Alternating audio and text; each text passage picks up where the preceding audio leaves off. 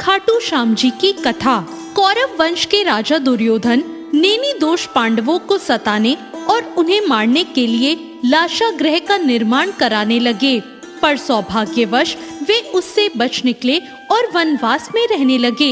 एक समय जब वे वन में सो रहे थे, उस स्थान के पास ही एक हडिम नाम राक्षस अपनी बहन हिडिंबी के साथ रहता था। तब उनको मनुष्य यानी उन पांडवों की गंध आई तो उन्हें देखकर राक्षस ने कहा, इन मनुष्यों को मारकर मेरे पास ले आओ। हिडिंबा अपने भाई के आदेश से वहां आई, जहां पास ही सभी भाई द्रौपदी के सहित सो रहे थे और भीम उनकी रक्षा में जाग रहा था। भीम के स्वरूप को देखकर हिडिंबा उस पर मोहित हो गई और मन में सोचने लगी, मेरे लिए यह उपयुक्त पति हो सकता है। उसने भाई की परवाह किए बिना भीम को पति मान लिया।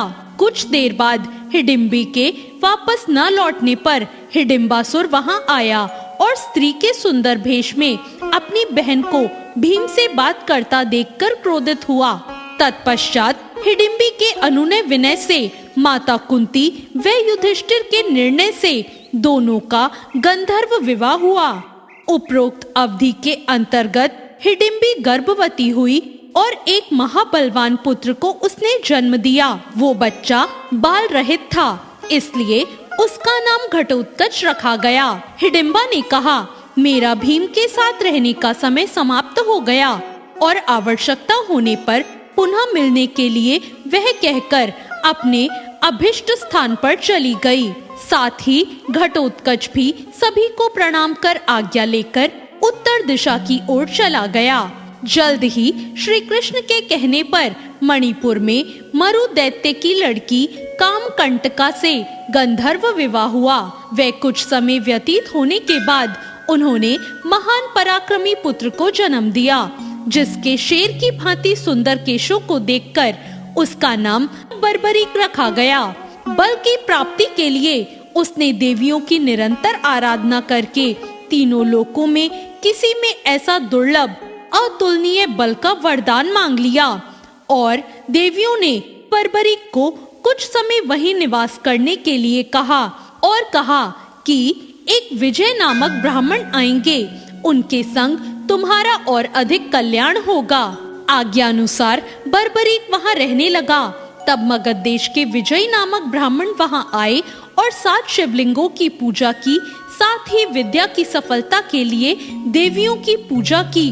ब्राह्मण को स्वप्न में आकर कहा कि सिद्ध माता के सामने आंगन में साधना करो, बर्बरीक तुम्हारी सहायता करेगा। ब्राह्मण के आदेश से बर्बरीक ने साधना में विघ्न डालने वाले सभी राक्षसों को यमलोक भेज दिया। उन असुरों को मारने पर नागों के राजा वासुकी वहां आए और बर्बरीक को दान मांगने के लिए कहा। तब बर्बरीक ने विजय की निर्विघ्न तपस्या सफल हो यही वर मांग लिया। ब्राह्मण की तपस्या सफल होने पर उसने बर्बरीक को युद्ध में विजयी होने का वरदान दिया। तत्पश्चात विजय को देवताओं ने सिद्ध शौर्य प्रदान किया। तब से उसका नाम सिद्धसेन हो गया। कुछ काल बीत जाने के बाद कुरुक्षेत्र मैदान में कौरवों और पांडवों के बीच युद्ध की तैयारियां होने लगी। इस अवसर पर बर्बरीक भी अपने तेज नीले घोड़े पर सवार होकर आ रहे थे। तब रास्ते में भगवान श्री कृष्ण बर्बरीक की परीक्षा लेने के लिए ब्राह्मण के भेष में उनके पास पहुँचे। भगवान ने बर्बरीक की मन की बात जानने के लिए उनसे कहा, तुम किसकी ओर से युद्ध करने आए हो? तब बर्बरीक ने कहा, जो कमजोर पक्ष होगा उसकी ओर से मैं युद्ध लड़ूंगा। भगवान ने बर्बरीक से कहा कि तुम 3 बाणों से सारी सेना को कैसे नष्ट कर सकते हो? तब बर्बरीक ने कहा कि सामने वाले पीपल वृक्ष के सभी पत्ते एक बाण से ही निशान हो जाएं और दूसरा उसे भेद देगा। भगवान श्री कृष्ण ने मुट्ठी व पैर के नीचे 2 पत्ते छिपा लिए। तब देखते ही देखते एक बाण से क्षण भर में ही सभी पत्ते बिंद गए। तब श्री कृष्ण ने वास्तव में देखा कि यह एक ही बार में सबको यमलोक भेज देगा। तब ब्राह्मण बने श्री कृष्ण ने बर्बरीक से याचना की।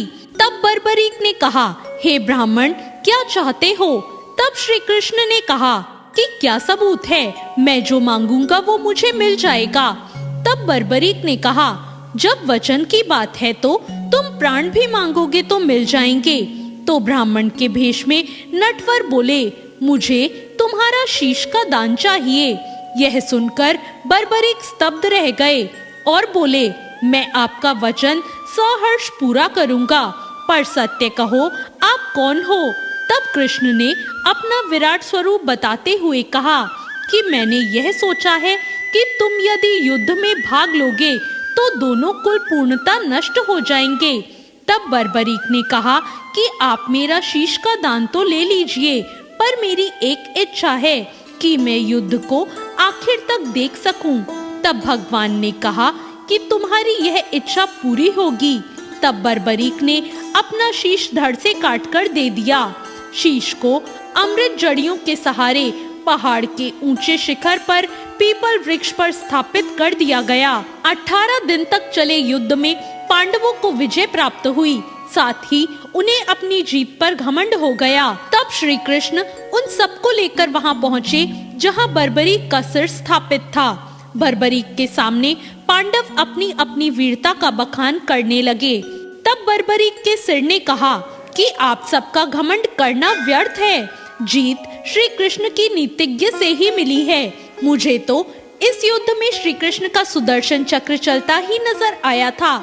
इसके बाद बर्बरीक चुप हो गए।